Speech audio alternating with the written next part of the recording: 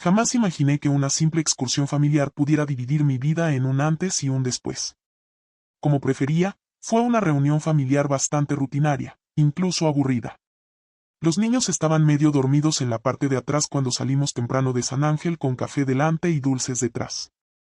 Mis 3 hijos, de 6, 8 y 11 años, estaban haciendo lo de siempre, riendo, discutiendo en voz baja y alternando entre dormir y ver dibujos animados. Como siempre, yo conducía. Me gusta así. Además, me mareo cuando voy de copiloto, y Sergio, mi marido, tiende a frenar demasiado tarde para mi gusto.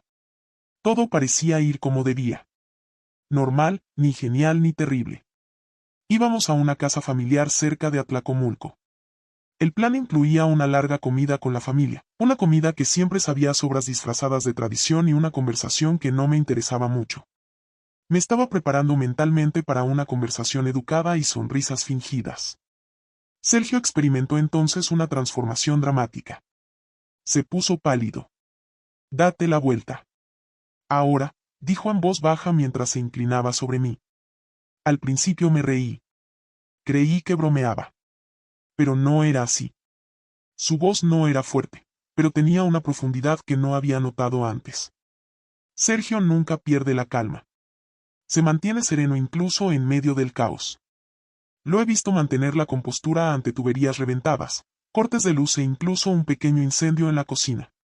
Por eso, me aterrorizó más la expresión de miedo en su rostro que lo que dijo. La razón por la que le pregunté fue por qué. Me dio una respuesta inapropiada. Solo dijo, por favor, date la vuelta. Tomé la última salida antes de la caseta de peaje. Algo en él se relajó un poco en el momento en que salimos de la autopista, pero no del todo. Me di cuenta de que algo grave estaba sucediendo. Le pregunté una vez más qué estaba pasando. Me indicó que fuera a cualquier otro sitio. Los jóvenes empezaron a presentir que algo andaba mal. El ambiente en el coche cambió. Tras una larga pausa, me indicó que tomara un pequeño desvío. Este solo conducía a una vía de servicio que salía de la carretera principal.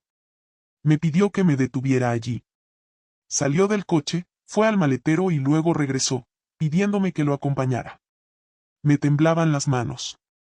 Como no cabía en su coche, abrió una maleta roja que mi padre me había dado ese mismo día, que estaba en la parte trasera del vehículo. Lo vi abrirla. Las cajas selladas estaban ocultas bajo la ropa y dentro de un pequeño neceser. No eran ropa.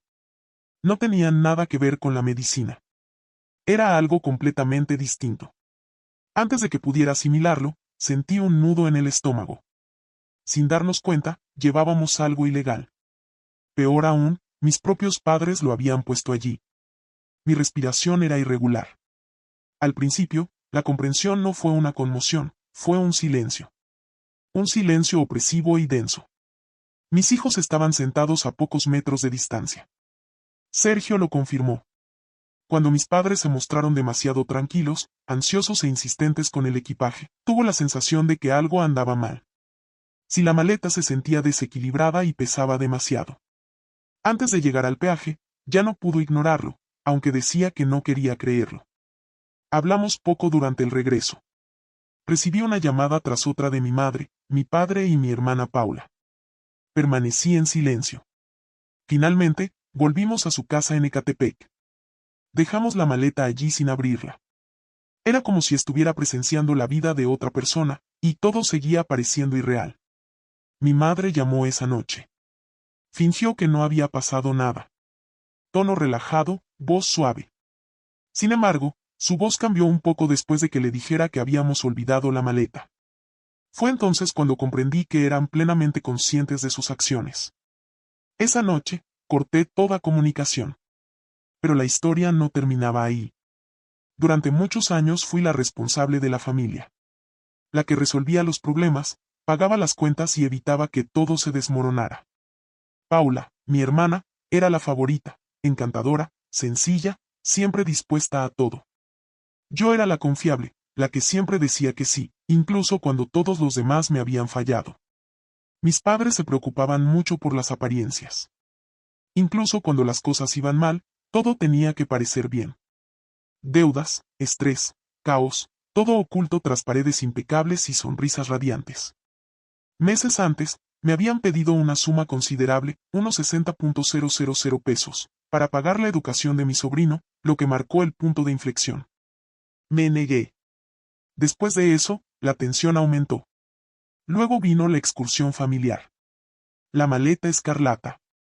El silencio antes de que todo estallara. Siguieron intentando contactarme incluso después de haber cortado lazos. Al final, descubrí la verdad, se encontraban en una situación similar. No hubo ningún malentendido. Ni ningún error. El artículo auténtico. Tras una inspección de carretera, fueron detenidos. Más tarde, mi hermana suplicó por recibir ayuda por carta, diciéndome que olvidara el pasado. Guardé silencio. Recibieron una condena de muchos años. Tendrán tiempo suficiente para que las consecuencias finalmente les alcancen, aunque no sea para siempre. Poco después, nos mudamos a León en silencio y sin avisar a mucha gente. Un nuevo comienzo. Nuevas escuelas para los niños. Una vida menos agitada. La distancia era lo único en lo que mi pareja y yo estábamos de acuerdo. Ya no me enfurezco a diario. Tengo claridad mental. La familia no justifica ignorar el peligro, y la lealtad no debe ir en detrimento de la propia seguridad, como descubrí. Dejar atrás a los demás no siempre es la decisión más difícil. Ahora estás aceptando el precio de quedarte. El día comenzó como cualquier otro, de esos que uno suele olvidar. Salimos temprano de San Ángel, rumbo a un almuerzo familiar tranquilo a las afueras de Atlacomulco. El auto estaba lleno de bebidas, dulces y 3 niños soñolientos, de 7, 9 y 12 años, que discutían en voz baja en el asiento trasero. Como de costumbre, yo iba al volante. Suelo conducir yo, ya que mi esposo, Mateo Rivas, maneja demasiado rápido para mi gusto. Todo parecía aburrido y predecible. Íbamos a encontrarnos con mi familia en una casa de campo.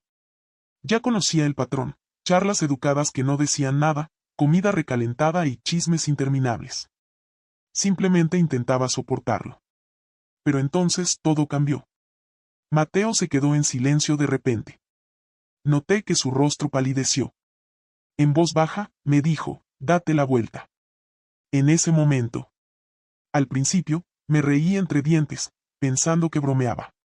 Sin embargo, su tono me detuvo en seco. Mateo no se altera. Mantiene la compostura sin importar las circunstancias. Esa estabilidad había desaparecido. Le pregunté cuál era el problema. Dio una respuesta ambigua. Solo repetía, por favor, dé la vuelta. Por favor. Salí de la autopista por la salida más cercana antes del puesto de control. Su tensión disminuyó un poco después de desviarnos de la carretera principal, pero no lo suficiente como para tranquilizarme. Algo andaba muy mal. Tras un largo rato de silencio, me indicó que entrara en un pequeño carril de servicio. Parecía abandonado, el tipo de lugar que uno no elegiría a menos que se viera obligado a ir. Salió del coche, fue al maletero y me invitó a acompañarlo. Había una maleta azul oscuro en la parte trasera del coche. Como no cabía en su vehículo, mi padre, Ernesto Calderón, me había exigido que la llevara esa mañana. Sin decir palabra, Mateo la abrió. Los paquetes estaban bien cerrados bajo una bolsita y ropa doblada. No eran objetos personales. Nada común. Algo oculto. Algo intencional. Entonces me di cuenta. Nos habían contratado como transportistas sin nuestro conocimiento. De repente, sentí un nudo en el estómago. Los chicos habían estado sentados a pocos metros de la maleta todo el tiempo. Más tarde, Mateo confesó que había tenido dudas cuando mis padres se mostraron demasiado entusiasmados e insistentes con la maleta. El peso le pareció extraño, y su comportamiento era incongruente con las circunstancias, añadió. Intentó ignorarlo, pero el control de seguridad le hizo comprender que ya no podía arriesgarse. En silencio, regresamos en coche. Recibía llamadas sin parar de mi madre, mi padre y mi tía. No contesté ninguna. Volvimos a casa de mis padres en Iztapalapa. Sin decir palabra, salimos después de dejar la maleta justo en la puerta. Mi madre me llamó esa noche, como si nada hubiera pasado. Sin embargo, se detuvo cuando mencioné el equipaje. Esa pequeña grieta lo decía todo. Terminé la llamada, junto con todo lo demás. Durante años, Yo había sido quien mantenía unida a la familia. La hija responsable. La que resolvía los problemas. Lucía, mi hermana, siempre era el centro de atención, objeto de halagos y blanco de disculpas. A mí me asignaban las responsabilidades. Mi familia priorizaba la apariencia sobre la esencia. Nada más importaba mientras todo pareciera estar bien. Cuando, meses antes, me pidieron casi 75.000 pesos para ayudar a pagar la matrícula de mi sobrino en una escuela privada, comenzó la verdadera ruptura. Dije que no. Todo cambió después de eso. El viaje siguió. La maleta llegó después. Entonces tuve que enfrentarme a la realidad. Más tarde, descubrí que los habían detenido tras ser sorprendidos en una redada similar durante una inspección de carreteras. No eran rumores. No eran malentendidos. Acusaciones genuinas. Después, mi hermana me suplicó ayuda, diciéndome que debíamos seguir adelante como familia. Guardé silencio. Cada uno recibió una condena de 4 años. No era una condena eterna, pero sí suficiente para que la realidad finalmente llegara a una conclusión sobre ellos. Finalmente nos mudamos a León y comenzamos una nueva vida tranquila. Una distancia segura, nuevas rutinas y un nuevo entorno. La vida ahora es menos complicada. Aunque no es perfecta, es estable. Y por primera vez, me doy cuenta de que a veces proteger la paz requiere distanciarse de las personas que antes marcaban nuestro entorno.